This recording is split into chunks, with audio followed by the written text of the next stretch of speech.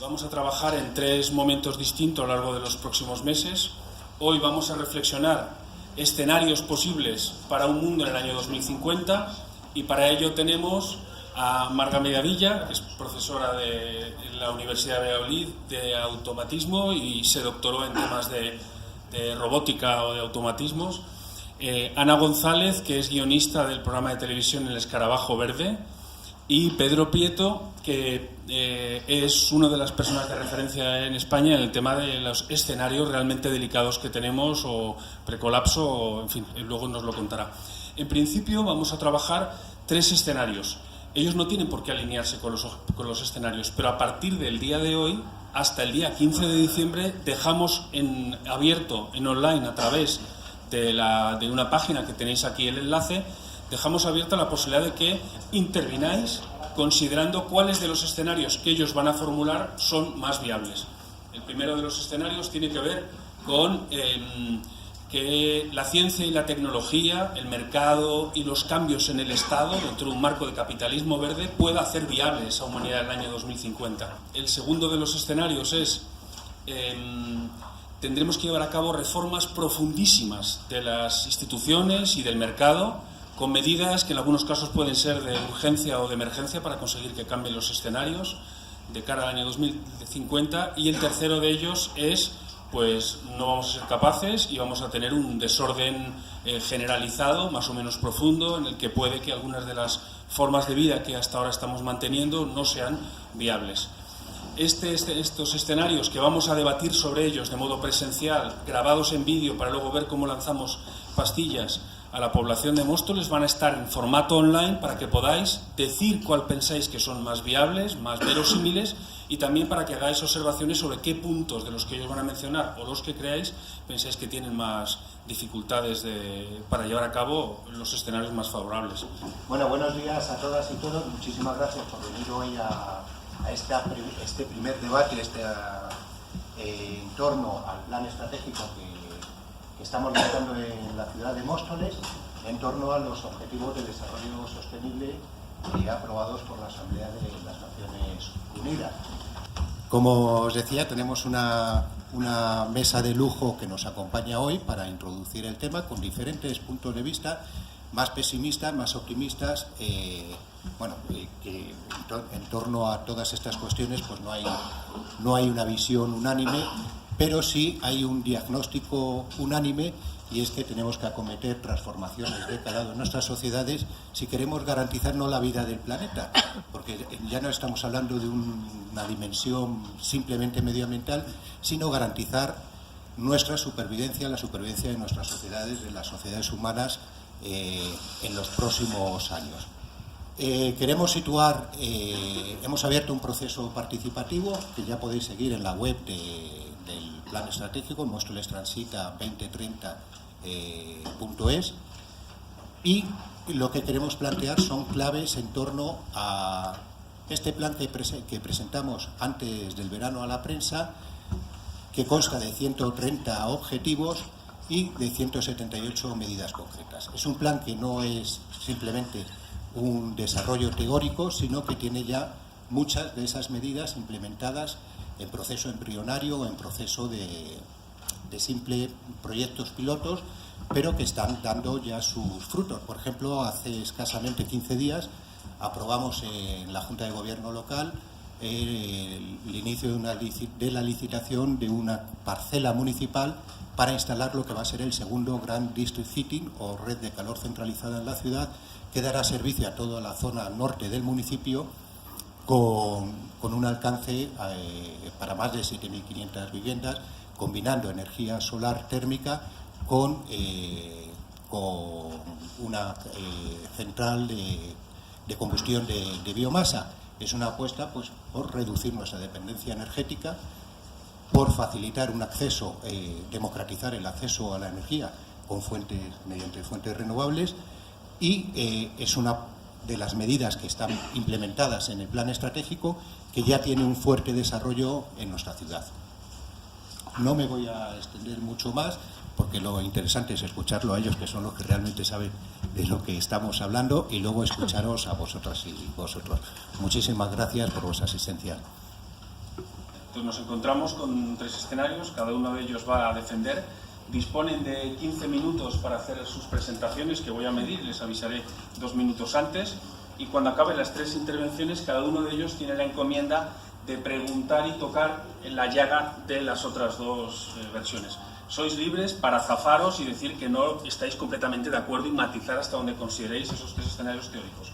Pero es el guión sobre el que, ya os he explicado antes, vamos a someter a consulta al vecindario de Móstoles cuál cree que es más verosímil, y a partir del día 16 de diciembre, estará abierto hasta entonces en formato online, haremos un informe sobre cuáles son las sensibilidades que hay en el municipio, y es relevante saber cómo nos imaginamos la humanidad para después ir aterrizando las medidas enmarcadas en el objetivo de desarrollo sostenible 2030. Pues, Ana. Es un reto estar aquí. Muchísimas gracias por las presentaciones, Franco, por la invitación.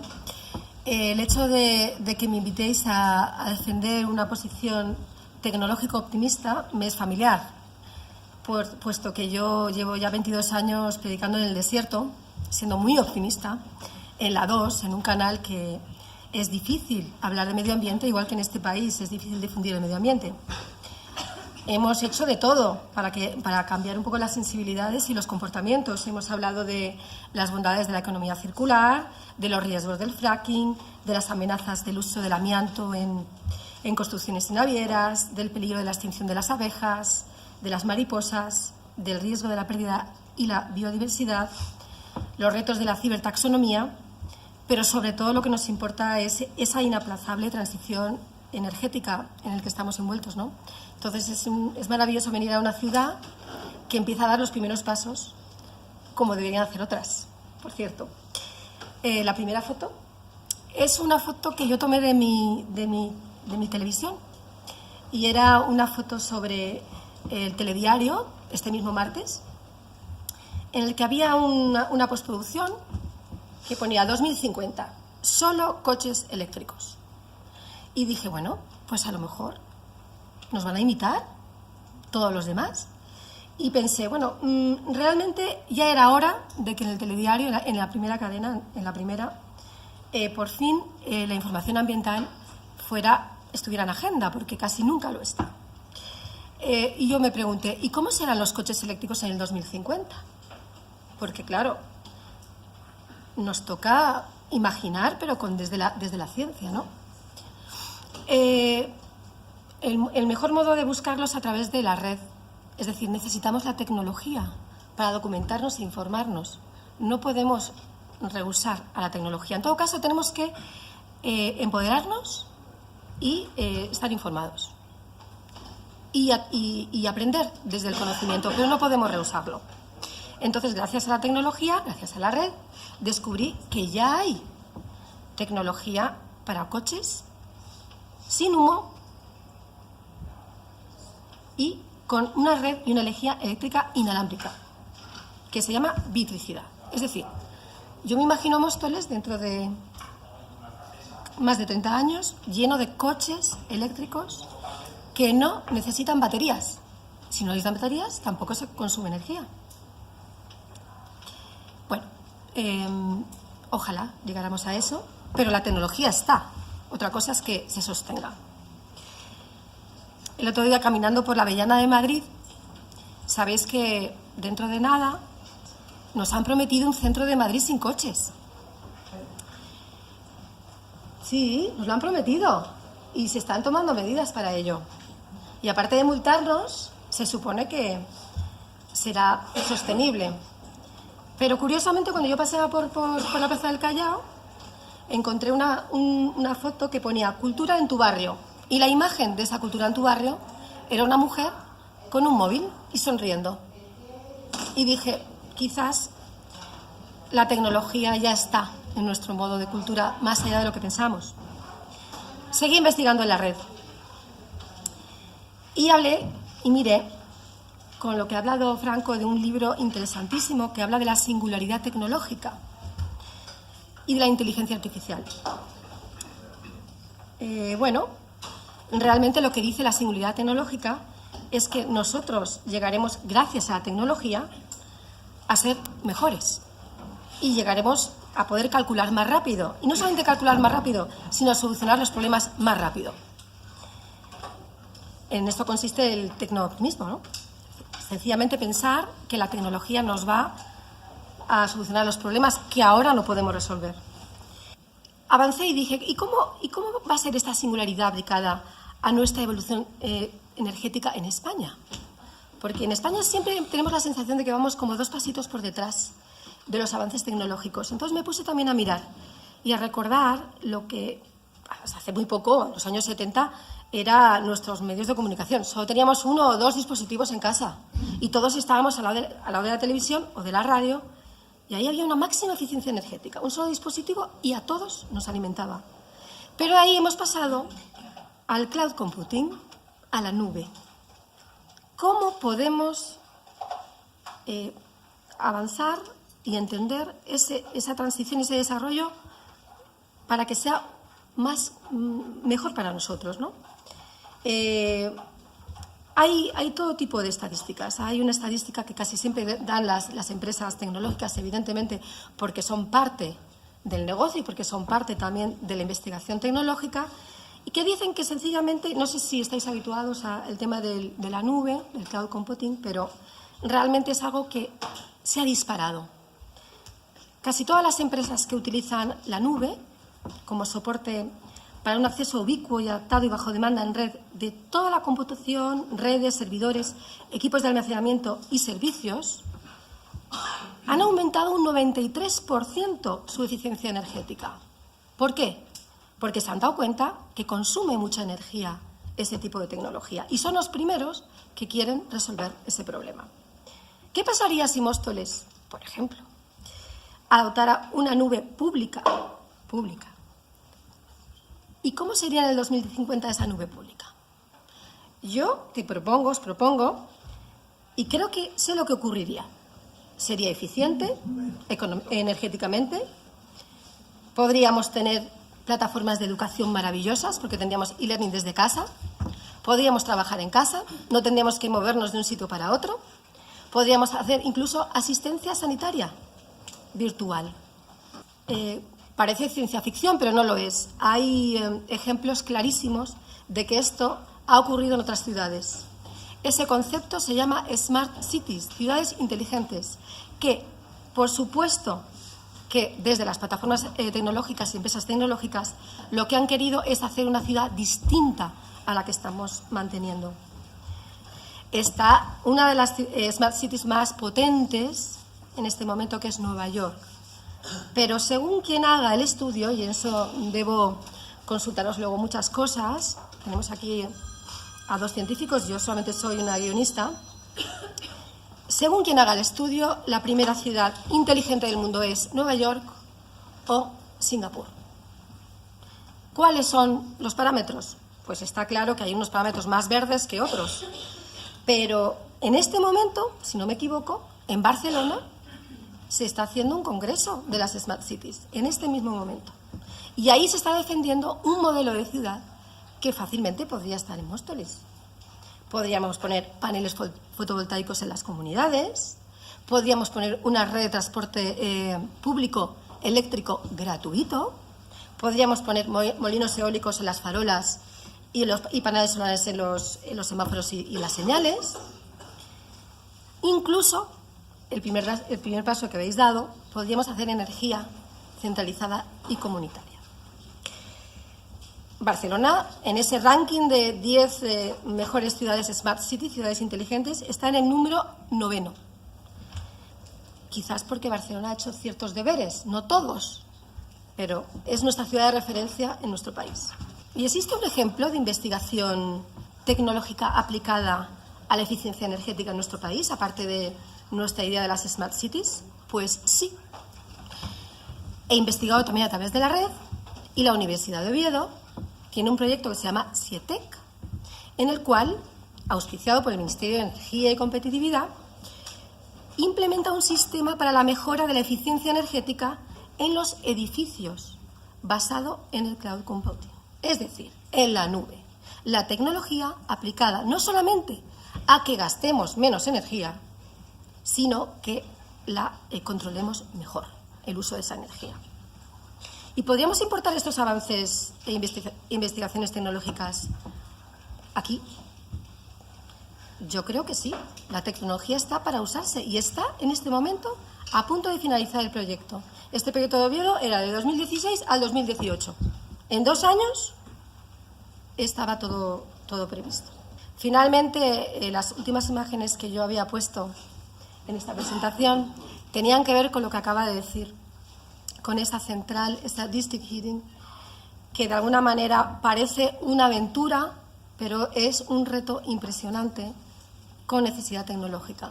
Si nosotros, en vez de tener una calefacción comunitaria, ¿no?, tenemos una calefacción de ciudad, urbana, no solamente estamos mejorando el tema de la sostenibilidad urbana, sino también el tema de la eficiencia. Estas son las imágenes del proyecto y he querido terminar la presentación con las imágenes de las que otra posibilidad, que es la ciudad de Singapur. La ciudad de Singapur, en este momento, yo no he ido, no la he visto, pero tiene un reclamo enorme para todo tipo de perspectiva verde. Ellos han invertido muchísimo en este tipo de cubiertas vegetales y soluciones sostenibles para un urbanismo verde. Muchas gracias.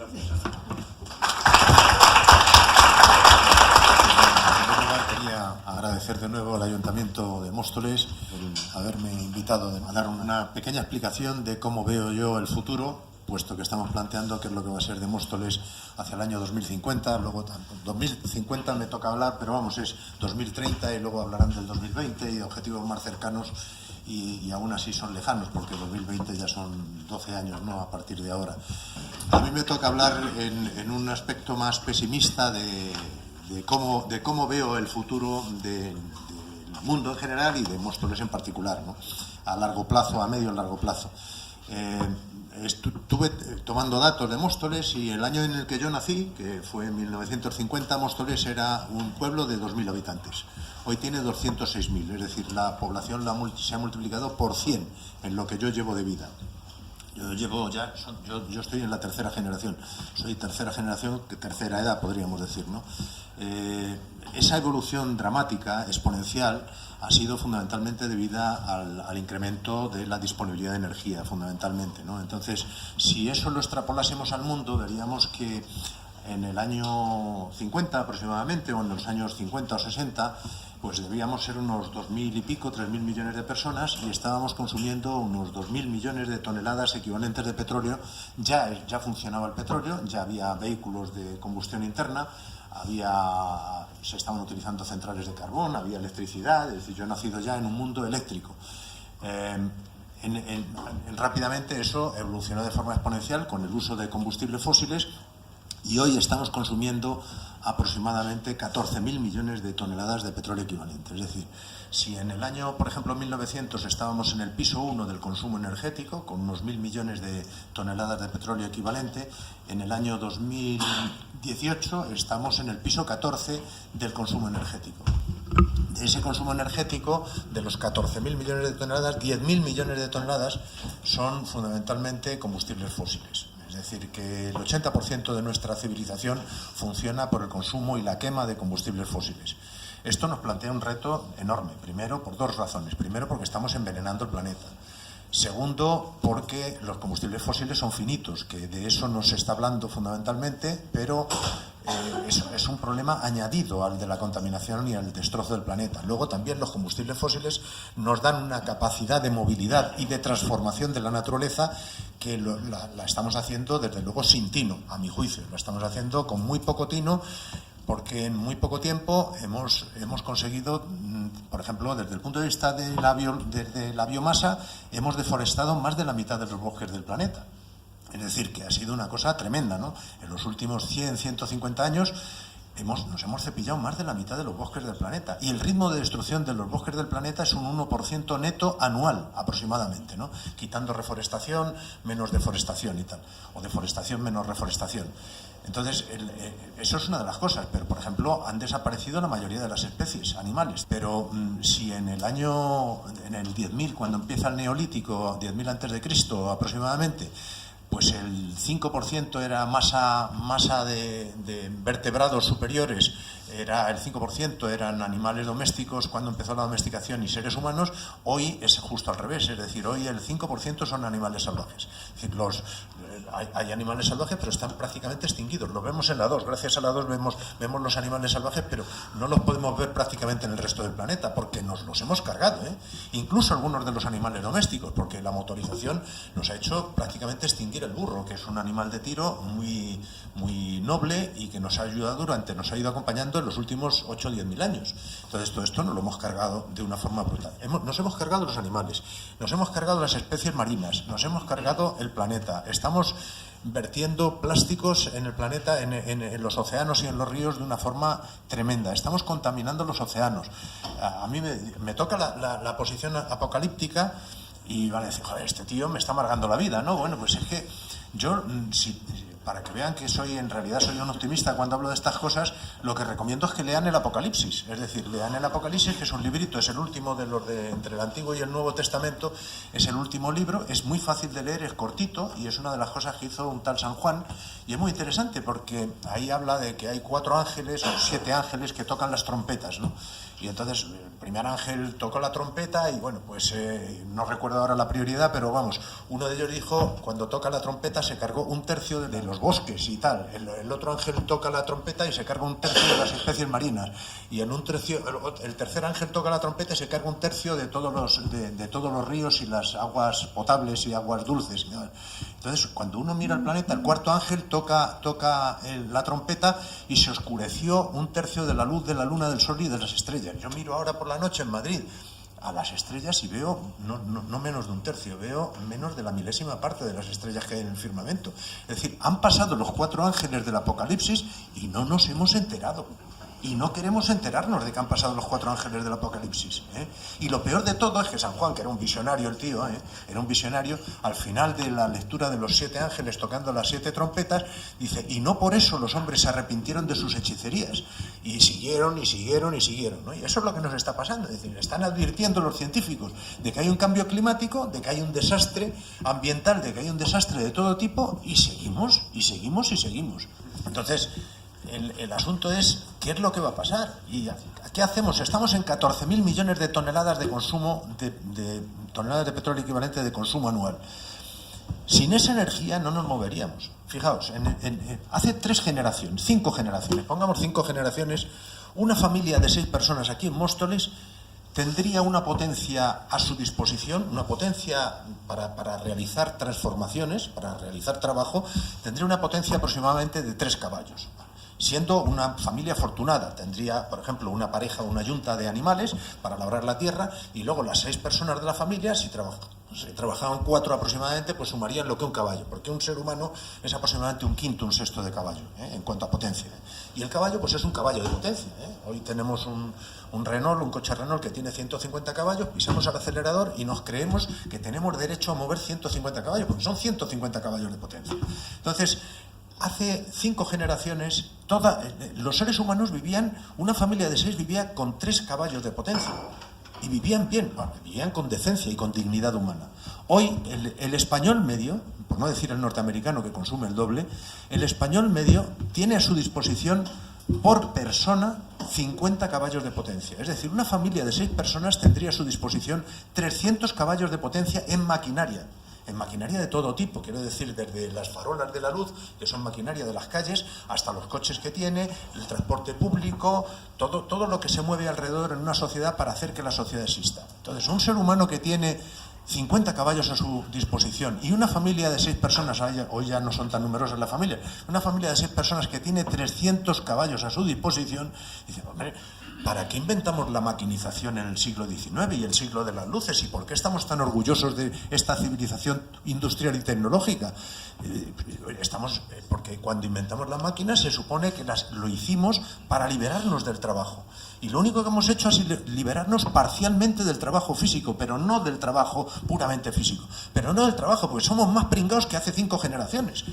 o como mínimo, ¿no? Ha habido cosas en las que hemos mejorado en sanidad, generalmente en esperanza de vida, tenemos mejores hospitales, tenemos una cultura teóricamente más adelantada, tenemos una serie de cosas, pero al mismo tiempo todo eso ha tenido aspectos negativos. Nos hemos cargado pues prácticamente la mitad del planeta y vamos a un ritmo de extinción que, si seguimos así, gracias a la tecnología vamos a desaparecer también, y gracias al consumo energético y el gasto desaforado que tenemos en utilización de maquinaria sin control.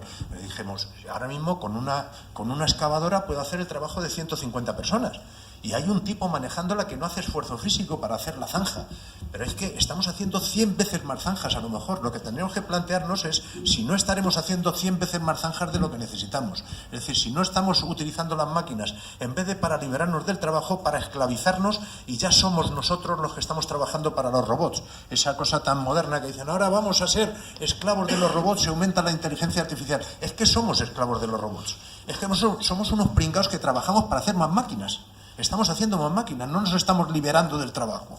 No estamos utilizando adecuadamente la maquinaria para liberarnos del trabajo. Y ya, por parar un poco, como yo estaba vengo del mundo de las telecomunicaciones, aunque luego me he dedicado al mundo de la energía, pero estábamos hablando de lo que es Internet, es fabuloso, es maravilloso, y lo que son las tecnologías de las comunicaciones, las ICTs que llaman,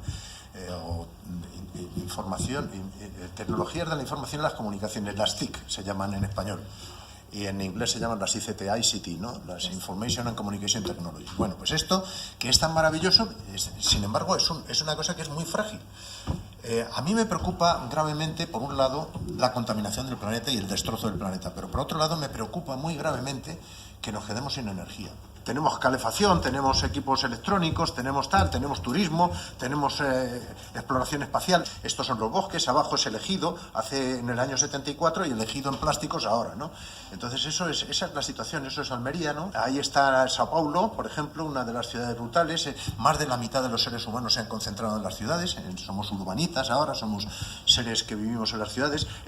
Y ahora vienen las partes negativas que están ahí en rojo, que son los desechos que estamos produciendo, que no somos capaces de digerirlos, cómo estamos dejando las minas, los agujeros que hacen las minas, cómo bajan los ríos de contaminados, eso es Shanghái, adelante, eso son las arenas asfálticas de Canadá, sigue adelante, eso son cómo deja el fracking el suelo de los Estados Unidos, eso es como deja el fracking el suelo de Ford en Dallas, ¿no? El suelo de la periferia de Dallas. Eso es lo que pasa cuando se rompe un pozo de petróleo en el Golfo de México.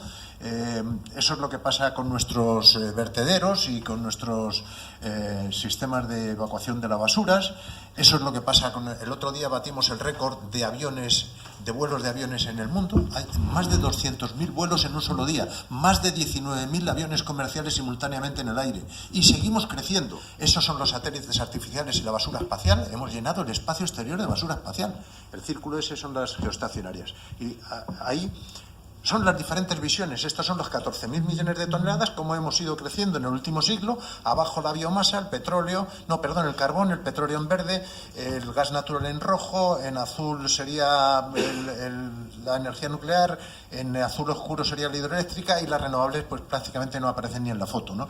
Y esto es como lo ve la Agencia Internacional de la Energía, un escenario que llama de desarrollo sostenible, como ve que podríamos estar en el año 2040. Aquí quisiera llamar un poco la atención sobre lo siguiente. Si vamos a la siguiente, vemos que, por ejemplo, hay un problema. La Agencia Internacional de la Energía, la semana pasada, es muy importante esto, la semana pasada publicó un informe, que es el World Energy Outlook del año 2018, en el que cuenta cómo está la Agencia Internacional de la Energía, es la agencia que se encarga de vigilar el estado de la energía en el mundo. España está metida dentro de la Agencia Internacional, es miembro de la Agencia Internacional de la Energía, con otros 50 o 60 países importantes. Entonces, esta semana hacen un anuncio prodigioso. Por un lado dicen que van a seguir aumentando el consumo, incluyendo el consumo de energía fósil. Pero luego, si se lee entre letras, están estos dos gráficos que dicen que hacia el año 2025 puede que hayamos pasado de los 80 o 90 millones de barriles diarios de petróleo que estamos consumiendo a los 50 o 60 millones de barriles. El gráfico de la derecha El pico de arriba es el de 2017 y dice que si no hay mayores inversiones, en el año 2040 podríamos estar en 20 millones de barriles de los 100 que estamos consumiendo. Es decir, se estaría produciendo un quinto del petróleo que se produce ahora. Y curiosamente, al día siguiente sale el gobierno español y dice, vamos a tener coches eléctricos en el 2040. Y no dicen que puede ser porque no vamos a tener energía fósil, entre otra energía del petróleo. Esto es muy curioso, ¿no? Que digan que esto se lo estén callando. Esto lo dice la Agencia Internacional de la Energía. Presten atención a esa agencia. Y así es como piensan los políticos. Creen la mayoría de los políticos, no todos, no algunos aquí en Móstoles que han preparado estas jornadas, pero sí los políticos convencionales al uso. Es decir, ¿qué es lo que piensa un político? Pues si crece un 3%, la economía le damos aprobado. Si crece un 1%, casi le suspendemos y no le permitimos repetir en las elecciones. Y si crece un 6%, como en China, le damos sobresaliente. Bueno, pues creciendo un 3%, ese sería el consumo que tendríamos, 160.000 millones de toneladas equivalentes de petróleo, si llegamos al año 2050 o 2100. Es decir, que ¿es eso posible? ¿Podemos seguir creciendo de esa forma o nos tenemos que plantear otro crecimiento? Adelante. Así es como pensamos algunos geólogos que yo no soy geólogo, pero vamos, estoy dentro de una asociación que es ASPO, que está llena de geólogos y de científicos de 40 países del mundo, y así es como piensan que puede quedar la situación. Ese es el dilema el dilema del roto, que es fabuloso, con el que nos planteamos. Es decir, dice, la solución a la crisis es sencillísima. Solo hay que consumir menos consumir más para reactivar la economía y consumir menos para no cargarse el planeta, ¿no? En esa situación estamos, ¿no? Entonces, o mantenemos el sistema económico actual que tenemos, o desde luego nos cargamos el planeta. Y yo creo que si ya he acabado, ya pues se lo dejo al siguiente. Muchas gracias.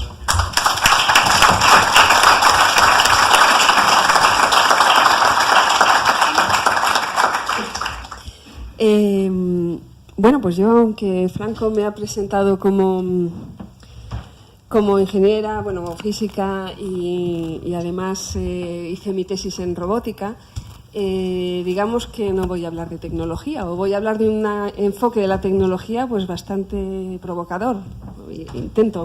Intentaré darlo. Bueno, yo hice la tesis en robótica, pero en un momento dado nos empezamos a juntar una serie de amigos con una conciencia ambiental importante y nos cambiamos de tema de investigación y empezamos a tratar temas de sostenibilidad radical y de energía.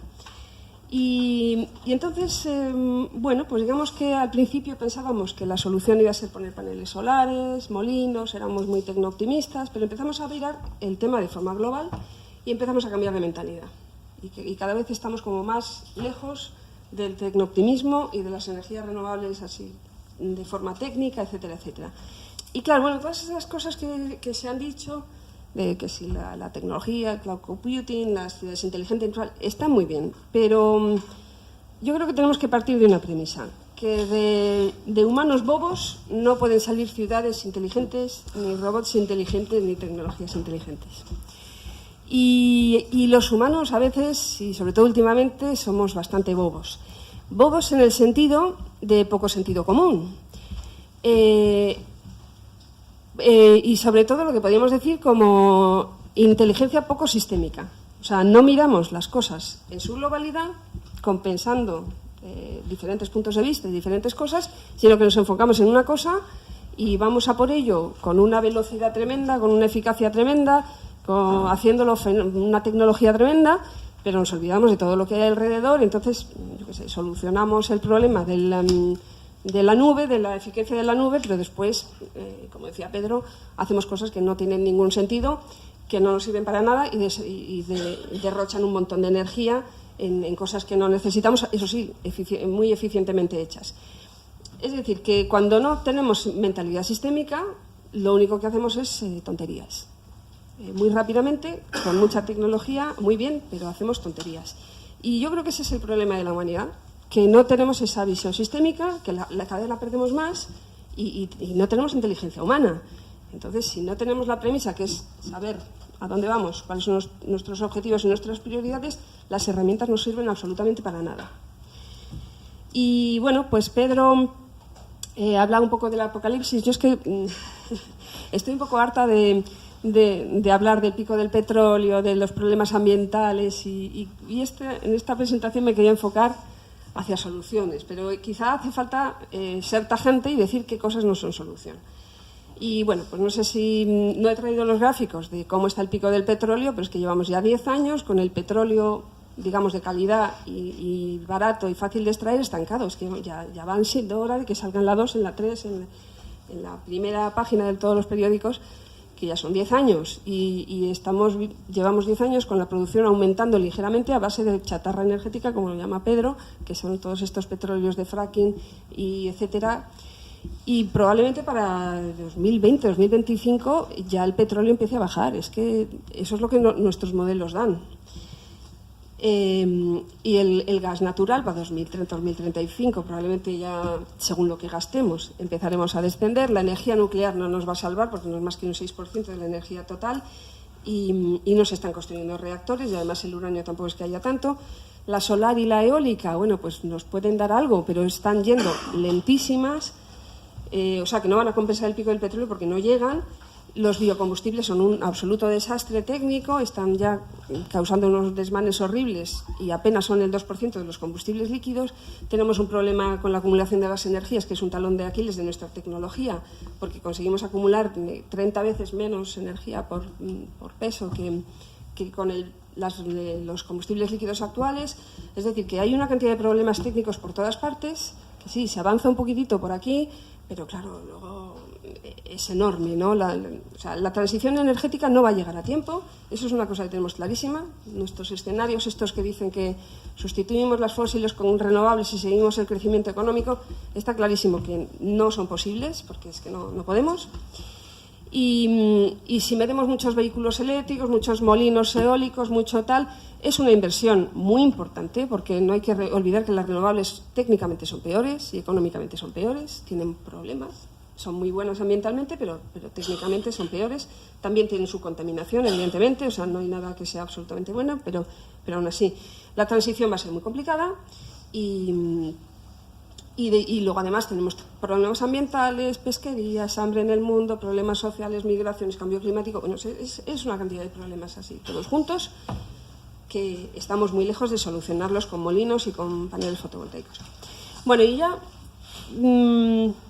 me gustaría hablar de tecnologías revolucionarias o inventos revolucionarios que sí que podrían servirnos. Y aquí quiero romper moldes y hablar de inventos o tecnologías, entre comillas, muy diferentes a los que tenemos en mente cuando hablamos de soluciones a estos problemas. Primero, el primer invento revolucionario, coger a todos los economistas del mundo y cambiarles la mentalidad. Absolutamente. Eso sí que sería apocalíptico. Eso, demoledor. O sea, con eso ya hacemos, bueno, muchísimo. Porque la economía convencional se olvida de la tierra, se olvida de que la naturaleza existe y solamente ve la economía como un intercambio de dinero entre empresas y familias y entre personas. Pero solamente mide las cosas en dinero y cuando hablamos de que el PIB tiene que crecer, el PIB, ¿qué es? La actividad económica, medida además en dinero. Pero claro, esa actividad económica necesita recursos de la biosfera, necesita personas que trabajen, necesita trabajos de cuidados, necesita energía y eso se olvida. Las teorías económicas al uso, esto es una cosa que nosotros descubrimos cuando empezamos a trabajar con economistas, es alucinante, pero no tienen en cuenta la energía, ni los recursos ni los principios de la termodinámica. No existen para la economía. Claro, es que no me extraña que el mundo vaya como vaya si está regido por economistas, cuando los economistas es que no meten la naturaleza en sus ecuaciones. ¿Y qué es lo que sustenta el PIB? ¿Qué es lo que sustenta la sociedad? Pues ya lo sabemos, el mundo físico, la alimentación, la tierra, la gente, nuestros cuerpos. Es evidente, pues eso, en las ecuaciones económicas no están. Tampoco están los residuos, ¿no? Bueno, pues esto sería un cambio revolucionario, una tecnología, bueno, impresionante. Vamos para el segundo. Segundo invento, comunicación. O sea, es que no puede ser que llevemos ya 10 años de pico del petróleo y todavía estemos así. Que lo conoce la gente porque ha ido a una charla de no sé quién, 20 personas, otras 30. Bueno, si es que si todo el mundo en este planeta supiera los problemas ambientales y energéticos que tenemos y se pusiera a elucubrar, bueno, ¿y cómo lo hago yo en mi casa para consumir menos en mi empresa? Pues claro, avanzaríamos mucho más rápido que no cuando viene la ministra nos impone lo de los coches y como no hablan claro de que realmente tenemos un problema de escasez de energía, la gente dice, es que yo sin mi coche, no, es que nos vamos a quedar sin nuestro coche, queramos o no, por eso tenemos que hacer lo de 2040. Venga, otra más. Bueno, yo creo que también cuando se habla de soluciones, siempre estamos hablando de que vamos a hacer esto, vamos a hacer lo otro, vamos a hacer lo de más allá. Y a mí una de las cosas más importantes en este momento me parece que es aprender a no hacer. Y esto es un tema filosófico que hay un hombre que se llama Fukuoka, el maestro de la permacultura, habla de ello. También es como muy budista, sobre todo muy taoísta, esta filosofía del no hacer, pero a mí me parece fundamental. ¿Para qué necesitamos generar energía, no sé, nuclear o fotovoltaica o lo que sea, para después calentar una casa, transportarlo no sé cuántos kilómetros, etcétera, etcétera, si podemos hacer casas que no necesiten calefacción? Por ejemplo, la arquitectura bioclimática se conoce desde hace mucho y está dando resultados muy interesantes. Aquí, que tenemos una insolación tan importante en España o en el centro peninsular, que hace frío, pero hay muchos días soleados, es que si tú haces bien un edificio no necesitas calefacción. Pues vamos a ver si empezamos a no necesitar energía y las tecnologías de no necesitar energía son brutales. Se consiguen unos ahorros del 80%, del 50%. Eso es mucha energía. Vamos a ver otra tecnología de no hacer.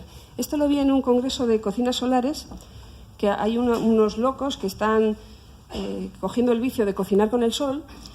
Y es una cosa maravillosa, es que se puede. Yo últimamente cocino en mi casa con el sol y bueno, es que es alucinante ver cómo se hierven las lentejas con una cosa que ha costado 3 euros hacerlo con un papel albal y es que y luego te lo comes y está buenísimo. Pero bueno, el caso es que esto es lo que llaman un galpón solar en cubano. En Cuba están empezando a hacer almacenes solares, secadores solares, donde el propio almacén es un secador.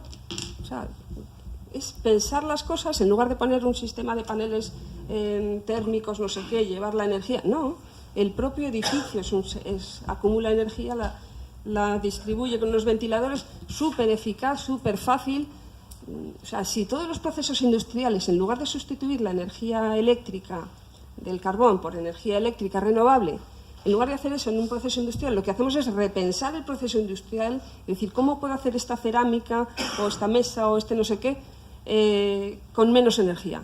O sea, ahí el potencial es tremendo. Pero claro, hay que empezar a pensar, como hacían nuestros abuelos, ¿no? Movilidad eléctrica. Vale. ¿Y si resulta que conseguimos vehículos que son 100 veces más eficientes que el coche eléctrico? Si resulta que hubiera alguna tecnología capaz de darte la misma movilidad por persona, pero con 100 veces menos litio, porque claro, el problema del litio es que las baterías necesitan litio y necesitan cobalto, y tampoco son minerales tan abundantes. Y ahora mismo, bueno, hay discrepancias entre cuántas reservas se van a poder explotar de litio. Por ejemplo, no hay litio para todos los coches actuales, en las reservas actuales que se conocen. Pero bueno, sí que es verdad que se están buscando otros lugares de donde sacar litio. Pero claro, ¿eso qué significa? Minería. Y por ejemplo, a 5 kilómetros de la ciudad de Cáceres se quiere abrir una mina de litio, cargándose en un monte que es histórico y es una zona de recreo de la ciudad. Es decir, que la movilidad eléctrica es minería. Y la minería tiene unas consecuencias ambientales brutales. Y luego también está el cobalto, que se saca básicamente del Congo. Todos sabemos el problema social que hay allí con la minería, etcétera, etcétera. Bueno, y si hubiera una tecnología que usa 100 veces menos litio y 100 veces menos cobalto, pues es que la hay. Quitemos peso al vehículo. Realmente necesitamos 1.500 kilos para movernos en la ciudad a una persona de 80 o de 70 kilos. Pues no, si es que está inventado ya, se llama bicicleta eléctrica, funciona fantásticamente. Los rickshaws estos eléctricos de la India, un patinete, si es que es ideal. El patinete es el sumum de la eficacia. Tú simplemente te pones encima y te lleva y después lo cargas en una mochila. Ni siquiera ocupas. Bueno, pues es que hay muchas cosas que se pueden hacer con una eficiencia brutal. Otra cosa, tenemos que vivir todos en Madrid. Yo que vengo allí de Castilla y León, que hemos perdido 130.000 habitantes en los últimos 10 años, y si se pudieran hacer ciudades mucho más eficaces en en el uso de la energía, donde la gente pudiera ir caminando, donde no tuviéramos que llevar los alimentos mucho más de 200 kilómetros. O sea, si pudiéramos alimentarnos con la tierra que haya 200 kilómetros a la redonda, por ejemplo, o 100 o 100 y pico, ¿no? Bueno, pues eso ya está inventado. ¿Por qué no volvemos a inventar los pueblos que funcionaban bastante bien? Eran muy eficaces en muchas cosas, también en temas sociales. ¿Por qué los dejamos morir de esa forma, no? Venga. Agricultura. 2 minutos. Bueno, la agricultura es uno de los campos donde hay más esperanza. Últimamente hay gente que está hablando de agroecología. En lugar de meter pesticidas, maquinaria, herbicidas, alimentos traídos de la otra parte del planeta, lo que hace la agricultura ecológica o la agroecología es dejar que la naturaleza haga las cosas, porque la naturaleza las hace fantásticamente bien. No hace falta meter herbicidas y pesticidas que requieren un montón de petróleo y gas natural para su síntesis, porque la naturaleza ya lo hace. No hace falta arar porque lo hacen las lombrices. Es que la naturaleza hace muchas cosas. Y los ingenieros, por ejemplo, en FASA, en las fábricas de automóvil, dicen, lo que ya está hecho no se hace. Lo que ya está inventado no se inventa. O sea, eso es lo que hace la mentalidad práctica de ingeniería. Pero nosotros metemos un montón de pesticidas que no hacen falta porque ya tenemos la biodiversidad que se encarga de mantener el equilibrio. Destruimos el suelo y luego tenemos que meter fertilizantes cuando no hacen falta, porque si mantienes el suelo no hace falta fertilizar. O sea, hay muchas cosas que ya hace la naturaleza y que no hacen falta. La ganadería del no hacer. Estos son métodos de pastoreo que imitan también a la naturaleza y que consiguen unas capturas de carbono brutales en los suelos y que consiguen regenerar suelos que pueden estar al borde del desierto ahora mismo. Dietas. El efecto de la dieta es brutal. O sea, gran parte de los problemas ecológicos, de pérdida de biodiversidad, de desertificación, de hambre, se solucionarían con dietas no vegetarianas, simplemente menos carnívoras. Si es que esto es facilísimo y tiene un impacto brutal sobre incluso la sexta gran extinción, toda la extinción de animales que estamos llevando a cabo, que su base principal es la agricultura. Se podría evitar la sexta gran extinción solo con agroecología, pastoreo racional y dietas poco carnívoras. Es que se puede hacer. Por ejemplo, invento revolucionario, la tecnología de no usar y no tirar. Bueno, pues sin palabras, ¿no? O sea, realmente hace falta tantísimo plástico y tanta bobada. Venga. Mira, esto, la sanidad, que es una cosa tan importante, pues también requiere una cantidad de recursos que es posible que no vayamos a tener en 2050. Pues igual podemos inventar una sanidad, una medicina del no hacer, ¿no? Vamos a dejar de contaminar y vamos a tener dietas sanas, vamos a movernos en bicicleta y menos sedentarismo y probablemente eso también ahorre mogollón de energía. Y luego, claro, si dejamos de construir coches, dejamos de echar pesticidas, dejamos de vender medicamentos, dejamos de hacer tantas cosas, los economistas nos van a decir que se nos hunde la economía. Así que tendremos que buscar una economía del no hacer. Y podríamos echar un vistazo a lo que hacían nuestros abuelos en los pueblos. ¿Qué es lo que hacían las economías tradicionales?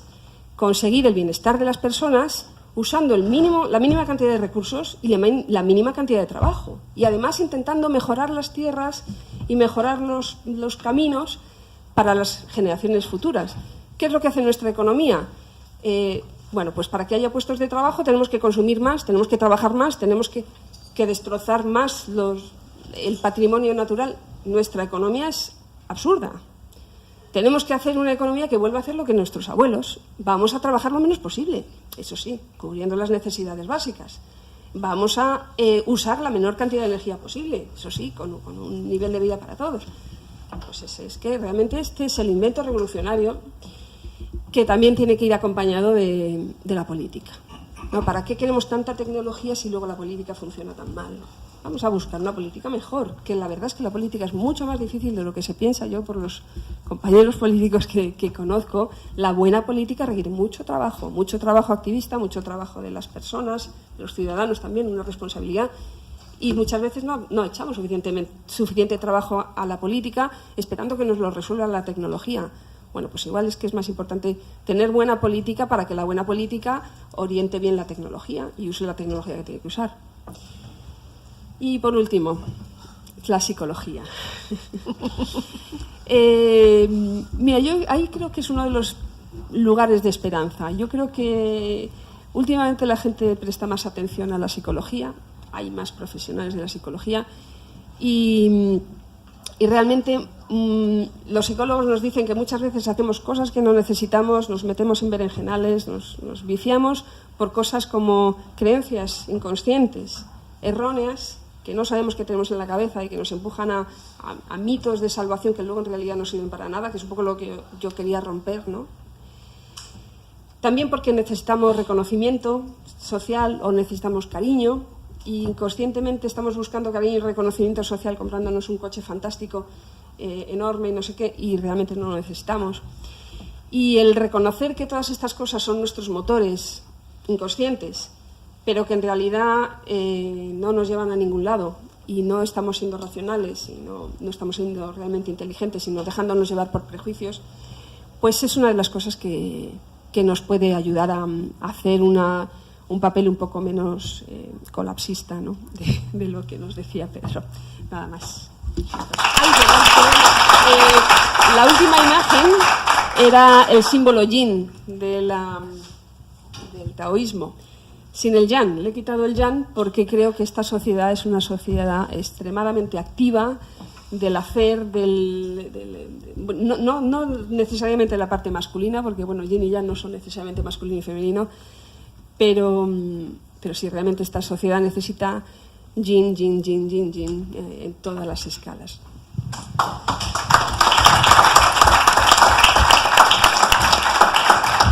Preguntar a mis compañeras, lo que haría sería confiar y esperar en que mi exposición esté equivocada, es decir, si no lo vamos a tener mal y si no cambiamos. Y la salida la veo más por el lado humano que ha planteado Marga que por el lado tecnológico que ha planteado Ana. Le ha tocado un trabajo también interesante porque debe ser tan duro ser tecno-optimista como ser apocalíptico, ¿no? Entonces quizá la virtud esté en el medio y por ahí quizá yo creo que tengo confianza en el ser humano. No voy a hacer preguntas, pero tengo confianza en el ser humano. Es decir, me apunto más hacia aquel lado que hacia el lado de Ana. Ahora Ana, si quiere que haga preguntas. Ser optimista está bien. Tecno-optimista, ya veremos. Pero evidentemente hay que afrontar todos estos retos y estas necesidades de transición con mucho consenso. Y hace falta a veces ser optimista porque el pesimismo no lleva a ningún lado. Y eso es lo que te voy a reñir, porque la visión apocalíptica es una visión retrógrada.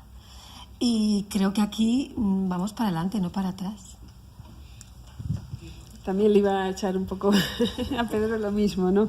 Que si no crees que cuando creemos algo lo creamos, bueno, no siempre, ¿no? Porque hay cosas que creemos y no tienen base física y no son reales y entonces nos pegamos una gran burbuja, ¿no? Un gran pinchazo de burbuja. Pero cuando nos proyectamos hacia una cosa, pues es más fácil que la consigamos. Entonces, si nos proyectamos hacia la catástrofe, igual lo único que hacemos es meternos debajo de las sábanas y quedarnos paralizados, ¿no? Y que si... Bueno, eso, que si no podemos avanzar un poco. Y Ana, te pensaba preguntar otra cosa, pero ahora mismo estoy pensando, ¿qué podemos hacer desde los medios de comunicación? ¿Tú crees que podríamos, no sé, meter un órdago a la grande en la 2, en el escarabajo verde, decir, bueno, vamos a intentar desde los medios de comunicación realmente dar un andabonazo y decir ya, basta ya? Bueno, eso tendrías que preguntar al director de mi programa o el director de la 2 o el director de la empresa de Televisión Española. No, hablando en serio, claro que se pueden hacer muchas cosas. De hecho, poquito a poco estamos haciendo, ¿no? Y ya abordamos nosotros en el Escarabajo Verde este tema que era muy, muy acuciante porque había un ministro en ese momento que nos censuró. Y bueno, cualquier cosa que sirva para informar y para, desde el lado optimista sobre todo, insistir, cualquier avance tecnológico que sirva para cambiar las cosas que no funcionan bien a nivel social, nosotros siempre vamos a estar ahí. Yo he recibido 2 críticas, 2 hachazos por ser apocalíptico. Eso no, a lo mejor es que quizá el problema es que no me he expresado bien. Es decir, yo lo que he hecho ha sido intentar explicar cómo está el mundo. Es decir, no que yo sea partidario de ese mundo, sino cómo está el mundo. Si no he conseguido convencerles de que el mundo está así de mal, entonces no he hecho bien mi trabajo.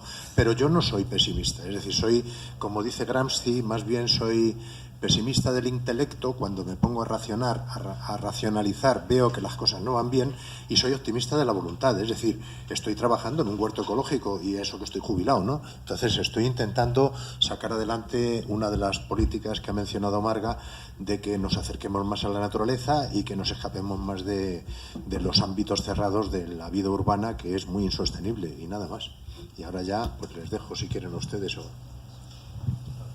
Bueno, yo, desde mi experiencia en estos 3 años y pico que llevamos en este viaje de la política, yo la principal dificultad que veo es que los seres humanos somos demasiado acomodaticios, nos acomodamos demasiado a las situaciones y somos muy reaccionarios ante pequeños cambios que implican que nos impliquemos. Y pongo un ejemplo. En Móstoles lanzamos una serie de iniciativas que están más que probadas en el ámbito a nivel general, que es cambiar el modelo de gestión de residuos, algo tan sencillo, acercarlo a los barrios, apostar por el compostaje comunitario, y nos encontramos con serias dificultades con los vecinos. ¿Cuál es vuestro punto de vista? ¿Tenemos esperanza? Porque yo creo que un pesimista es un optimista bien informado. Yo parto de ahí. Y mi mayor optimismo es con respecto al ser humano como ser humano, que somos poco racionales y somos poco dados a cambiar nuestros hábitos. ¿Veis que tenemos esperanza? Y la lanzo a los 3. El tema del compostaje y la gestión de los residuos es un magnífico ejemplo. Es un magnífico ejemplo de cómo un nuevo modo de tratar de manera eficiente los residuos tiene tantos enemigos, y cómo somos un poco David contra Goliat, y que los pocos municipios que lo estáis logrando o que estáis en camino de hacerlo, hay muchos otros, no solamente ciudadanos, sino municipios enteros que no están por la labor. Pero como decías tú, Marga, esto es como una gotita de lluvia que va cayendo poco a poco, y al final hace un agujero. Hay que insistir. Sí que es verdad que el ser humano tiene muchas inercias, y el tema de la inercia siempre es muy complicado, pero quizá yo creo que a veces las inercias en política es porque la gente no entiende bien el dinero que hay detrás de las cosas y no se explica bien. Entonces, y tampoco hay mecanismos de justicia. Esto lo decía Naomi Klein, porque las políticas ambientales no son justas. Si la persona que recicla tiene los mismos impuestos que la persona que no recicla, la gente no recicla, aunque solo sea por un tema de orgullo.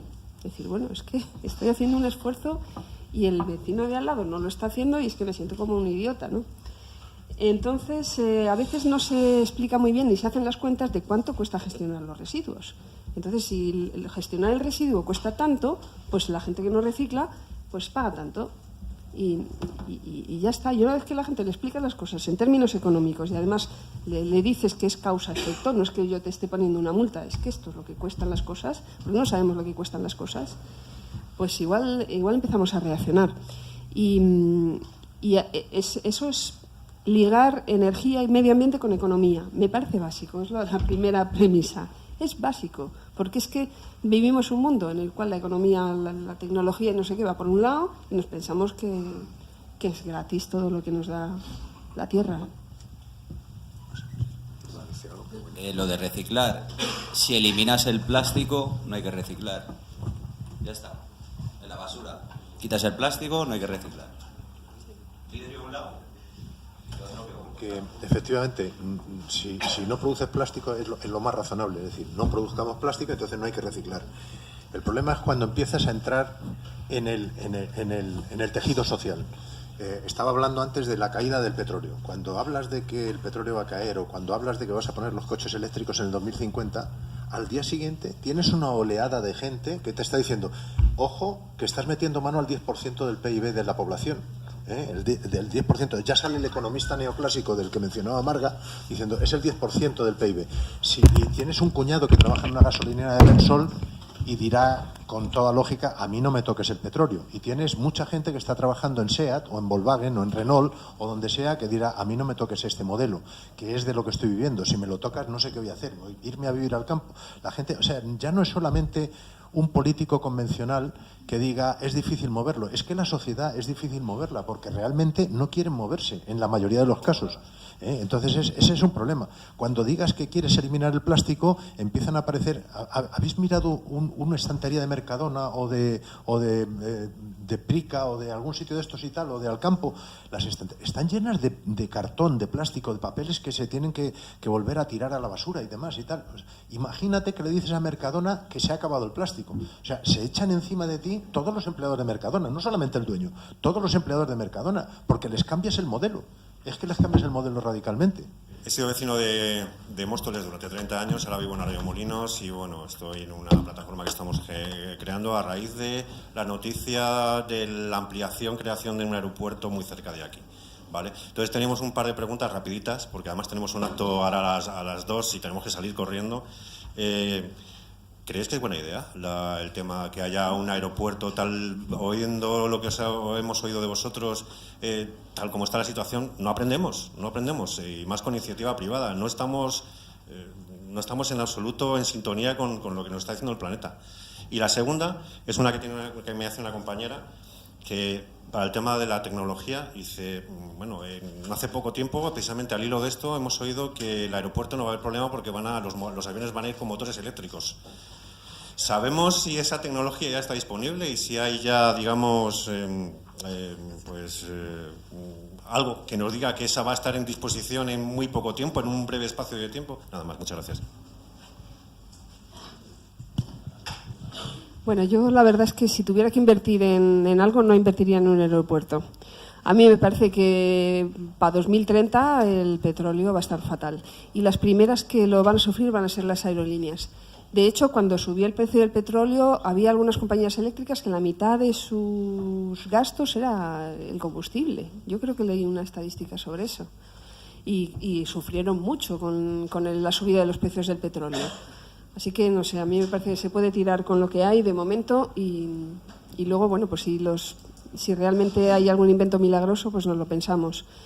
Y el avión eléctrico, claro, el problema que tiene el avión es que el avión tiene que ser muy ligero para poder estar en el aire y tener una potencia muy importante, o sea, una relación potencia-peso muy favorable. Por eso usa el combustible más líquido, que es el queroseno.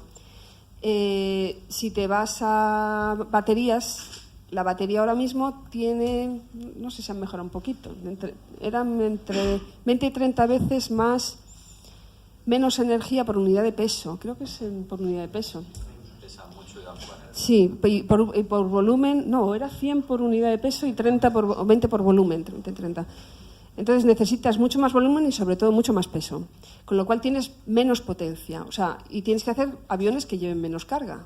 O sea, pues igual aviones que llevan 100 veces menos carga y llevan 100 veces más peso para baterías o para almacenamiento de energía te servirían. Pero claro, ¿a qué precio te van a salir los billetes de avión?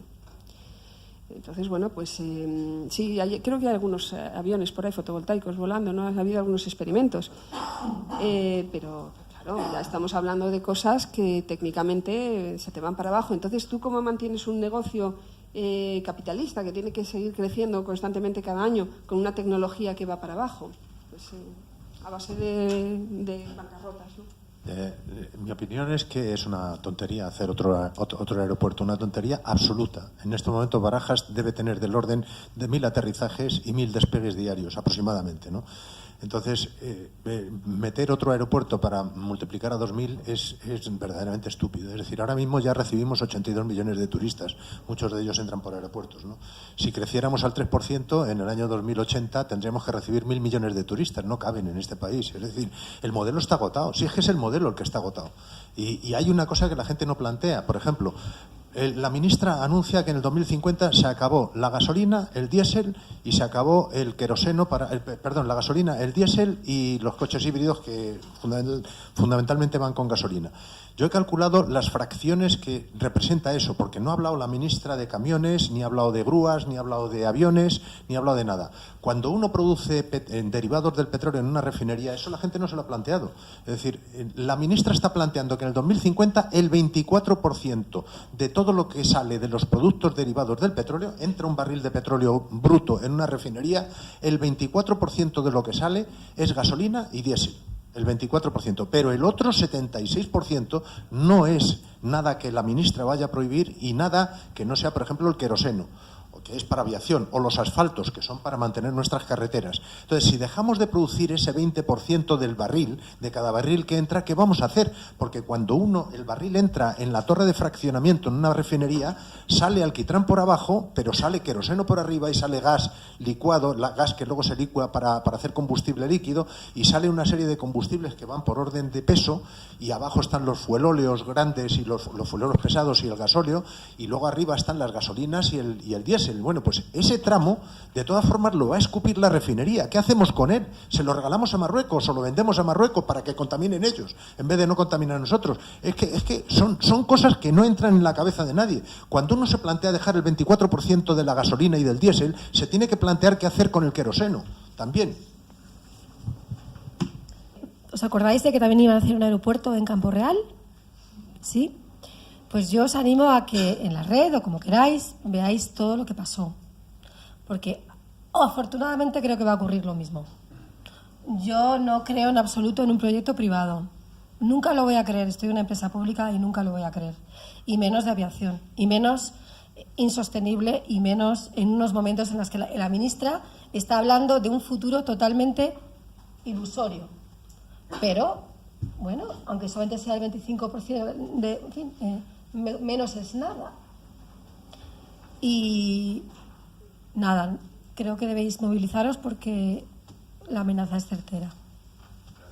Ya que yo creo que sí que tenemos tecnología suficiente para tener una utopía, una cosa más sostenible, un modelo más sostenible, pero tiene que haber detrás una filosofía, porque a mí me encanta, de Mafalda tenía una viñeta en la que decía, estaba viendo la tele y hablaban de los cambios tecnológicos y decía, hay que ver lo mucho que hemos avanzado en tecnología y lo poco que han cambiado las intenciones, cómo seguimos con guerras y demás. Entonces, si no planteamos un modelo con una base filosófica pues de sostenibilidad, de respeto a la naturaleza y demás, es que no hay futuro. Y en ese sentido quería mencionar la economía del bien común, que yo creo que es algo hacia lo que tendríamos que orientarnos y que es una alternativa que bastante bien pensada, que plantea quitar el PIB, o sea, cambiar la economía por completo, qué elementos son los que determinan el crecimiento o no, y la creación también de organismos democráticos, con democracia directa en los que la ciudadanía sea la que decida sobre su economía. Y nada, porque yo creo que hay mucha gente, o sea, yo siento, o sea, soy pesimista porque el mundo está ahora mismo fatal, pero también creo que cada vez la gente tiene más conciencia, hay más gente que quiere cambiar de modelo, que intenta ser más sostenible, pero claro, si un modelo, por ejemplo con lo del plástico, es que ahora mismo los productos que se ofrecen con plástico han aumentado muchísimo, o sea, si tú quieres hacer boicot, por ejemplo, yo quería hacer boicot a Unilever, porque Unilever está dañando las selvas de Indonesia, pero es que es una mentira, no hay libre mercado, Unilever son todas las marcas del mundo, si pretendes hacer boicot es que es imposible, entonces yo creo que ese es un poco el planteamiento hacia lo que tenemos que ir. Yeah. A mí me gusta también la economía del bien común porque plantea una realimentación, sociedad-economía, ¿no? Que las consecuencias de lo que haces lo veas y entonces corrijas las cosas que son malas socialmente. Pero en el fondo es lo que se hacía antes en los pueblos, ¿no? En las comunidades pequeñas las realimentaciones se ven más rápidamente y entonces ves más fácilmente cuáles son las consecuencias de la economía y tienes al vecino al lado y bueno, pues las relaciones de confianza no se soportan si estás intentando abusar. Entonces, bueno, pues al final es eso. Bueno, yo estoy en gran parte de acuerdo con los tres y en gran parte de desacuerdo con vosotros. Vivimos en una sociedad que lo queremos todo ya, lo necesitamos todo ya. No pensamos que las cosas requieren un tiempo, sobre todo mi época y la juventud posterior. Entonces eso requiere una cantidad de consumo ingente. Y entonces creo que debe ir la cosa por la educación de lo más básico, a nivel de los bebés, a nivel familiar. Y esto no es cuestión de años, esto es cuestión de varias generaciones, muchas generaciones. Fundamental, porque venimos de una sociedad rural en la cual el pueblo, la gente, los ciudadanos del pueblo, cuidaban el entorno de su pueblo. Hablaba la Marga del tema del arado de los lombrices. Eso ha ocurrido toda la vida, siempre se han movido toda la vida. Siempre se han dejado los campos en perpetuo para que se regeneren y vuelvan otra vez a producir. Pero ¿qué pasa? Que queremos una sociedad en que lo queremos todo rápido, mayor producción. Yo recuerdo cuando alguna vez se va la luz y cogemos unos cabreos tremendos. No nos damos cuenta que esa luz necesita una energía ingente para consumir esa luz. Entonces lo que tengo que decir es, necesitamos, y eso los políticos, sobre todo los políticos, los que realmente llevan el gobierno, una educación y que nos obligue a todos, yo soy padre, llevar a nuestros hijos una educación desde lo más básico, de que todas las cosas tienen un precio. Y no me refiero de precio monetario, sino lo que es precio económico, energía. Y eso, la cultura, tú coges el libro de texto de los niños y no lo ves. No ves una sociedad, una cultura medioambiental en los colegios. No existe la asignatura medioambiental. Enseñanza medioambiental, eso es lo que quiere decir. Y el tema, yo estoy de acuerdo con el aeropuerto, yo estoy de acuerdo con lo que hay en un aeropuerto aquí, porque en un aeropuerto genera energía, genera riqueza alrededor. Está claro que Barajas está obviamente saturada, o sea, el 80% de Barajas es viajero, pero yo me dedico al tema de la logística y el transporte y es necesario, porque vuelvo a repetir lo mismo, la gente queremos que las cosas nos traigan ya, antes de que lo pide, lo tengo que tener en casa. Y eso requiere mucho trabajo y mucha energía, es lo que quería decir. Gracias. Pues focalizo todo mi pensamiento con esta historia en que si alguna solución hay es que la gente cambiemos hábitos. Lo decías, Miguel Ángel, creo, antes, que cambiemos nuestros hábitos. Entonces, cambiar hábitos es fácil o difícil, depende de cómo. Yo me dolía la cabeza, creí que era por beber cerveza con alcohol, la dejé y me puse la cerveza sin alcohol. Me sigue doliendo la cabeza, pero ya no me gusta la cerveza con alcohol. Y ahora tengo que beber cerveza sin alcohol porque no me gusta la otra. Entonces he cambiado un hábito que se lo cuentas a cualquiera y dices, joder, pero que la cerveza sin alcohol es muy mala, no sé qué, es una chorrada, ¿no? Pero quiero decir, lo he experimentado en mi propio cuerpo. Yo he aparcado aquí al lado. No sé dónde habéis aparcado, algunos habéis venido andando. He aparcado al lado. Entonces es otro hábito que en mi vida ha cambiado. Yo hace 15 años que me traslado en bicicleta. Porque era muy ecologista, no sé qué. No, porque me gusta aparcar al lado. Bueno, quiero decir que es otro hábito que yo he cambiado en mi vida. Quiero decir que yo creo que debemos de ir cambiando hábitos, que no es... y además intentar sacarle beneficio al cambio de hábitos. No hay que ser ecologista y entonces, porque esto es un desastre y ahí uno se pone en plan sacrificado, que no, que la gente cambiará de hábitos cuando el cambio suponga un beneficio no solo para la tierra, sino para tu vida de hoy y de mañana.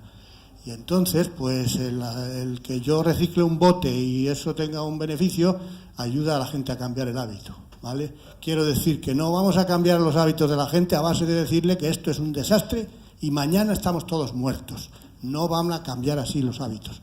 Los hábitos van a cambiar cuando la gente encuentre beneficio en el cambio de hábito. Y los políticos se tienen que comer la cabeza, si quieren, en que cambiemos de hábitos porque encontremos beneficio en ello. Si no, no. Con el desastre, con el apocalipsis, no cambia de hábitos nadie. Porque dice, vale, en el 2050 se acaba el petróleo, pero yo ya estoy muerto. Os saco. No sé cómo decirse, no, tus hijos, tus nietos, vaya, que no te cambian por eso. Bueno, me estoy enrollando. Que tenemos que encontrar beneficio en el cambio de hábitos, que los tiene. Una cosa buena sería hacer pisos donde tener una bicicleta no sea un poema. Que tengas que un aparcamiento abajo y los vecinos no se chinchen porque la dejes abajo. No sé cómo decir. Que los ascensores sean más grandes si es el caso. En fin, bueno, me entendéis, ¿no? Si yo, me dicen, tienes cáncer. Bueno, pues tengo que saber la realidad, el problema ¿Y qué tengo que hacer? Evidentemente tengo que dejar de hacer muchas cosas que reconozco que me han perjudicado, como es fumar, llevar una dieta mala, sedentarismo o lo que sea. Y todo eso pues lo tengo que dejar de hacer, porque si no me vendrá mal para curar eso. Evidentemente luego, si tengo que hacer radio o quimio, pues la tengo que hacer. Y entonces, pues a mí me ha parecido muy bien las 3 exposiciones.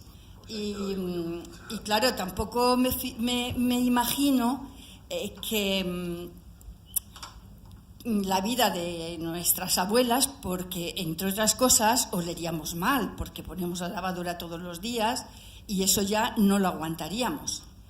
Y el régimen de ir a trabajar o lo que sea nos da tener una nevera. ¿Y qué haríamos sin la nevera? Todos los días no podemos ir. Es decir, tenemos que partir de la realidad que tenemos ahora. Y tenemos que verdaderamente hacer una reflexión sobre lo que tú has dicho, que me ha encantado. Y luego después, pues sí, pensar cómo podríamos con la tecnología, que para eso la tenemos y eso avanzamos, cómo solucionarlo. Pero claro, ponerme yo ya en el coche que has visto, pues no lo sé, porque entre el coche que has visto y lo que ella ha puesto, que me parece que no solucionaría nada, un cochecito así, porque no me figuro la gente ir a trabajar en Madrid, tardar no sé cuánto tiempo en el cochecito de uno en uno. En fin, lo que quiero decir es que hay que partir de lo que tenemos, hay que analizarlo bien, hay que ver qué es lo que tenemos que no hacer, que eso me ha encantado, esa idea, que no hacer, que va ligado con lo que él ha dicho y que hay que hacer, porque claro que hay que hacer práctico. A ver, José Mari, aunque ya tú hayas cambiado a la cerveza sin alcohol, aún no has averiguado por qué te duele la cabeza. Entonces tienes que ir a la tecnología que te alivie el dolor de cabeza. ¿Entiendes? O sea, es que hay cosas que dices, bueno, no lo hago, cambio de hábitos, pero hay que ser eficaces. Y la vida nos da una tecnología para ser eficaces. Por eso digo que enhorabuena a los 3. Que me habéis aportado cada uno lo suyo y luego, claro, criticar, menudo criticona que soy yo.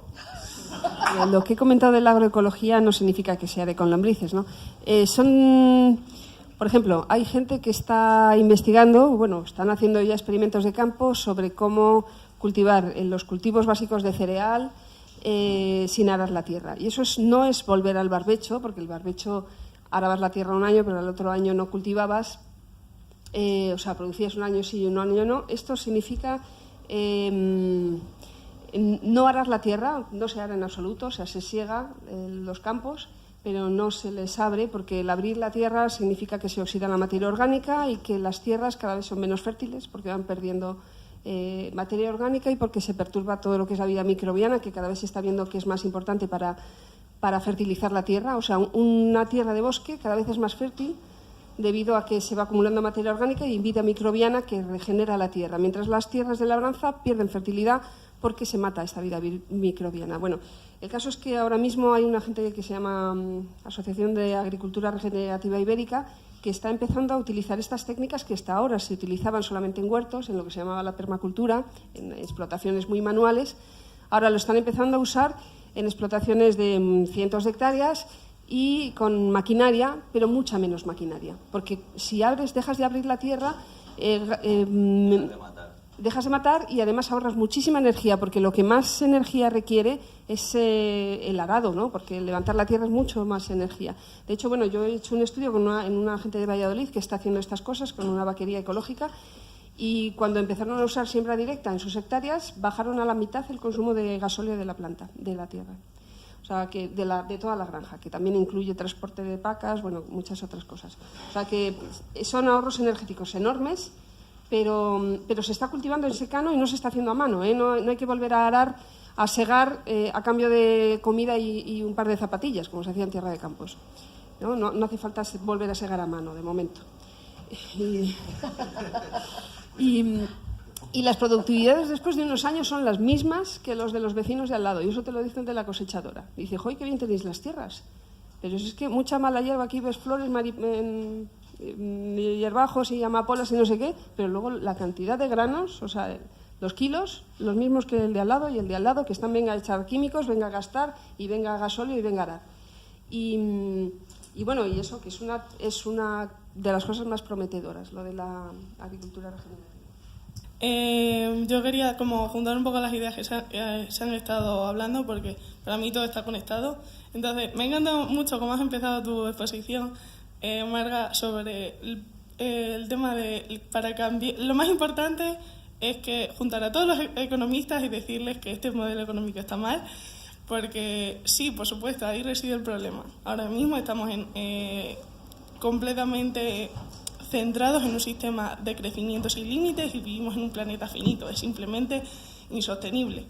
Pero claro, entonces te pones a pensar, ¿cómo cambias el sistema económico? Y dices, bueno, pues esto es con una conciencia diferente, ¿no? Y entonces ya vamos a lo que decía ella, de unos valores filosóficos, psicológicos distintos, el cambiar lo que es importante, ¿no? ¿Y cómo cambias una conciencia? Entonces te vas a modelos educacionales diferentes. Y claro, ahí ya llegas al punto que yo quería llegar. Es que para llegar a modelos educacionales diferentes lo tienes que hacer con unas políticas educacionales distintas. Porque si luego llegas a una escuela y resulta que no se pueden salir de un programa donde no se recoge lo que es el medio ambiente, unos cambios económicos, un tal, sino que se sigue educando a los niños de la misma manera, no vamos a llegar a un modelo distinto.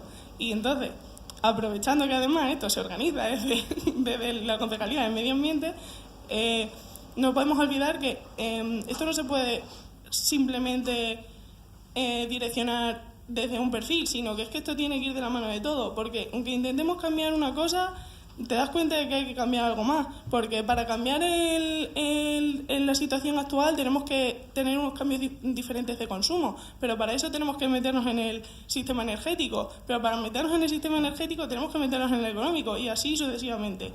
Entonces, lo que quiero decir con esto es que no hay una solución simple, nunca la va a haber, pero no podemos tratar tampoco de focalizarnos en un aspecto. Por eso, estas soluciones que se plantean no pueden recoger solamente lo que es la sostenibilidad o un método de consumo distinto, sino que es que tiene que recoger cada uno de los aspectos, porque si no tenemos un sistema global, no vamos a tener una solución global.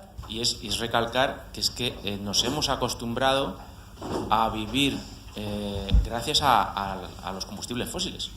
Es decir, a que los combustibles fósiles nos han facilitado la vida o nos han permitido el aumentar nuestros consumos energéticos en todos los aspectos de la sociedad, y que eso se está alargando con el tema del fracking y demás, pero que se va a acabar, o se va a reducir tan drásticamente que vamos a tener que dejar de contar con ellos, y eso nos va a llevar, queramos o no, por las buenas o por las malas, a que nos adaptemos y a que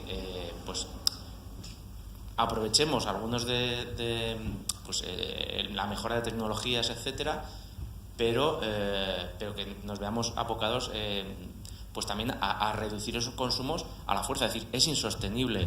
No solo un aeropuerto, es que van a ser insostenibles los aeropuertos. Es que el consumo energético que conlleva el transporte en avión, y que viajemos a la otra punta del planeta una vez al año, va a ser insostenible para la inmensa mayoría de la población. Para las élites pues seguirán permitiéndoselo o seguirán haciéndolo, ¿no? Entonces creo que también hay que también dar ese discurso pesimista también para que la gente se conciencie de lo insostenible de nuestro actual modelo de consumo económico, de producción energético, etcétera. Es decir, y en esa concienciación también llevará a que por nuestro propio pie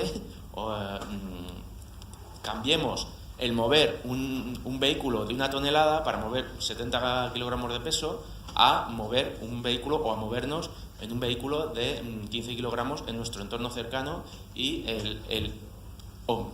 acostumbrarnos a movernos en transporte colectivo en lugar de transporte individual, es decir, mover 1 tonelada para mover una sola persona todos los días 30, 40, 50 kilómetros. Sí que creo que vamos a solucionarlo. O sea, el diagnóstico sabemos cuál es: muerte prematura por sobreexplotación. El planeta es finito, no podemos ir a otro planeta a sacar otras cosas a día de hoy. tal vez dentro de 200 o 300 años podamos. No podemos dejar de movernos, porque a día de hoy no es una realidad, aunque la tecnología nos permita el teletrabajo, tenemos que desplazarnos 30, 40, 50 kilómetros. Yo soy de Castilla, he emigrado a Madrid, porque con mi formación no podría ejercer en Castilla. Y vivo en un atasco permanente, realizando una labor y un trabajo que podría realizar tanto yo como mi mujer perfectamente desde nuestra casa, sin tener necesidad de un coche. Pero no tenemos ningún incentivo para cambiar ese hábito. Entonces sí creo que llegaremos y solucionaremos el problema, porque lo hemos solucionado otras veces. Antes de la Revolución Francesa había hambrunas, la gente se moría de hambre. La Revolución Francesa salió porque la gente comía hierba de los campos, literalmente. Había un incentivo a revolverse y a cambiar el sistema, no pasar hambre. Luego llegaremos a solucionar, nos quedaremos muchos por el camino. Posiblemente, como decía él, que se encarguen nuestros nietos y nuestros hijos, que yo ya estaré muerto, que se busquen la vida como me la busqué yo. Pero lo solucionaremos, y simplemente porque habrá un incentivo. El sistema mutará en lo que tenga que mutar. Y si el dinero hoy se mueve en el petróleo y en los combustibles fósiles no establecido, el día de mañana cambiará hacia la economía circular y de sostenibilidad. Soy un gran seguidor de vuestro programa. Lo veo todas las semanas, y a veces rescato programas e ideas. Pero sobre todo he hecho eso en falta, ¿no? Esos incentivos y esa necesidad de ser algo transversal, educando a las nuevas generaciones. Es la única forma que podremos cambiar. Gracias. O sea, el arado es una cosa que trajeron los americanos, que es para el bien de ellos, y lo que hace es destruir el terreno, totalmente. Yo me dedico a porcar la tierra, a hacer acolchado, y es especial. Ahorras agua y el suelo coge vida. O sea, la solución para mí del mundo es esa. El desperdicio tiene que volver a la tierra. O sea, esto tiene que tener una rueda. El problema es que el humano es tan vago, es tan mala persona, en general, que no sé si va a llegar. Yo soy un tonto, así, que tengo ahí unos huertos y hago mi labor. Aquí tengo clientes míos también, y creo que poquito a poco lo vamos logrando. El problema es que la tierra está muerta. Está muerta, está totalmente muerta. O sea, la desertización, las lluvias, se han llevado los minerales, y todo eso hay que recuperarlo. Y cuesta tiempo. O sea, recuperar un terreno enfermo son 3, 4, 5 años. Pero hay que hacerlo. Yo lo hago y funciona. Y otra cosa, estamos acostumbrados a tener tomates todo el año. Eso es mentira. Te dan plástico. Tomates de verano. Y hay que olvidarse de que tomate es de invierno. Un tomate que te traen de fuera, ya solo el gasto de petróleo de traerlo aquí, es horrible. Lo que pasa que la mano de obra de otros países es de cachondeo. O sea, ellos se mueren de hambre, les pagan 2 duros y tú te comes un tomate que vale 3 céntimos. Y el tomate vale mucho más que 3 céntimos. Entonces el problema es todo. Pero hay maneras de recuperarlo. Ahora nos van a poner un contenedor marrón, que para mí es necesario, pero la gente te dice, ¿cuántas basuras voy a tener en casa? ¿Cuántos cubos? O sea, ya lo ven un problema. Es un problema. Y ese contenedor irá lleno de mierda que no tiene que ir ahí, y costará otra vez trabajo. Entonces, al final, todo yo creo que es educación. Una vez que cambiemos eso, funcionará, pero es muy complicado. Gracias. A pesar de no ser de aquí, quiero intervenir. El ser el último es una casualidad. La verdad es que me hace subir los colores. Este verano yo leí un artículo que publicó una plataforma, una publicación en la web que se llama Contexto y Acción. En este artículo hablaba de un profesor universitario. Él escribía su experiencia, que le habían invitado a un encuentro como este, pero en un resort. Tenía que intervenir, estaba súper bien pagado, luego creo que podía estar en el resort unos días. Vamos, una propuesta a la que no podía decir que no. Este profesor había hecho una publicación de impacto con respecto, pues, del futuro, visto que también habéis organizado el inicio del debate aquí. Y bueno, esperaba, ya llega el momento de su charla, esperaba, pues, era una cafetería, un desayuno de trabajo, no sé qué, esperaba un número determinado de personas, y por lo visto aparecieron 5 personas, todas ellas supermanagers de las superempresas. Este profesor era estadounidense. Él hizo su exposición y llega el turno de las preguntas, Y las preguntas de estas personas eran, cuando suceda, por lo visto utilizaban el eufemismo del suceso, el acontecimiento, ellos tenían miedo que su seguridad privada, que tendría mucho poder porque estarían armados, arremetieran contra él. Esa era la preocupación de determinado fragmento de las élites que se han mencionado por aquí. Y ya concluyo. Creo que es interesante manejarse desde esta información, porque no es una inteligencia boba de la que no podemos esperar una tecnología inteligente. Es una inteligencia criminal de la que no podemos esperar una tecnología benéfica para la población. Y esas élites están muy organizadas, manejan mucho poder y imponen la agenda. La imponen no necesariamente represivamente, sino porque nos colonizan. Entonces, a mí me parece que iniciativas como estas, que no sé cómo se podrían extender y que yo voy a tratar de que al menos en donde yo vivo algo más pequeñito se pueda hacer en esta perspectiva, creo que son muy interesantes porque nosotros tampoco nos tenemos que flagelar, hacemos lo que podemos. Quizás tengamos que trabajar para poder hacer más, para acumular saberes, para la gente que tiene esos saberes encontrar espacios para que los ponga en común con los que no los tenemos y luego para tener poder, porque no es... son bobos, pero son criminales. Entonces a los bobos se les puede educar, a los criminales también, pero a lo mejor hay que hacer cosas un poquito más contundentes. Y han salido algunas ideas bastante interesantes. Me quedo con una que es importante y que en la experiencia he visto que funciona. Hay que incentivar los cambios, hay que incentivar y hay que demostrar además que son viables, aunque sean con acciones muy chiquititas. Cuando pensábamos en Móstoles Transita 2030, pensamos que no nos podíamos quedar solamente en lo ambiental, porque ya no estamos hablando solamente de lo ambiental. Y hemos tocado áreas que dentro de una estructura administrativa como un ayuntamiento ha sido meternos en campo ajeno. Pues, por ejemplo, no podemos hablar de nada de esto si no hablamos de fiscalidad. Y fiscalidad es hablar de premio y castigo, es hablar de incentivo y es hablar también de penalidad. Es decir, tú cuando incentivas algo a alguien por una buena práctica, estás penalizando indirectamente a quien no asume esa práctica. Esto en la política es muy complicado metérnoslo en el coco de los que estamos ejerciendo la política, unos en plan más amateur, otros más en plan más profesional, porque estamos sometidos a los avatares de cada 4 años revalidar puesto. Y esto es difícil, es difícil hablar, por ejemplo, de que quien contamina paga.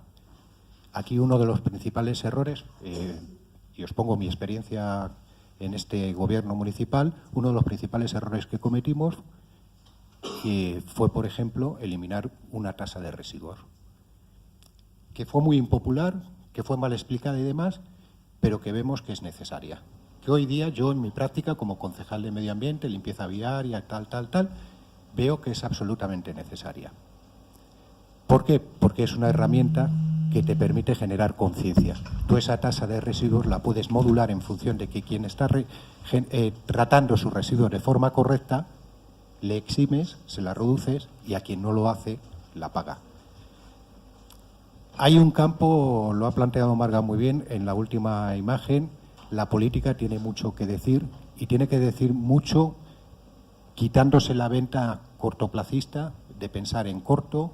Aquí se precisa mirada larga y además yo creo que debemos empezar a pensar que esto es un problema global, pero que no podemos afrontarlo no podemos dar una solución integral. Los problemas complejos, la mejor forma de resolverlos es dividirlo en problemas más sencillos y demás. Es por lo que nos planteamos en la hoja de ruta de Móstoles Transita aterrizarlo, fraccionarlo y tratar de acometer soluciones parciales, porque es mucho más sencillo que pensar que podemos transformar todo de la noche a la mañana, que es bastante más complejo.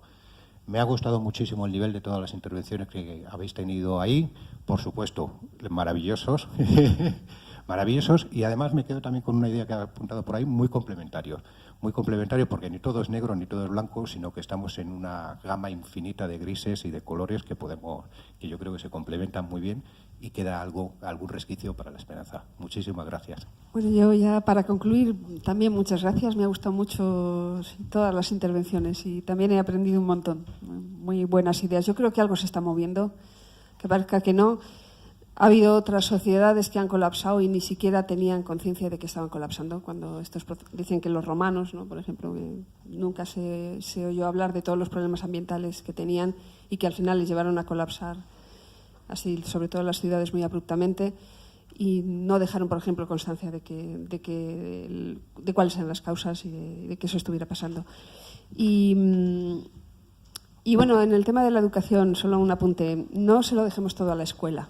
Tenemos que educarnos también a los adultos, ¿no?, y a nosotros mismos.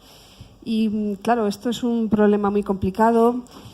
¿Cómo podemos afrontarlo? Pues a mí me parece que sentándonos en nosotros mismos, reflexionando y acudiendo a una energía que la tenemos muy devaluada últimamente, pero en otros siglos se le da mucha más importancia y que es vital.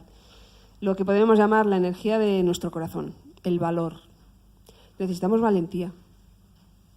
Es lo único que nos puede...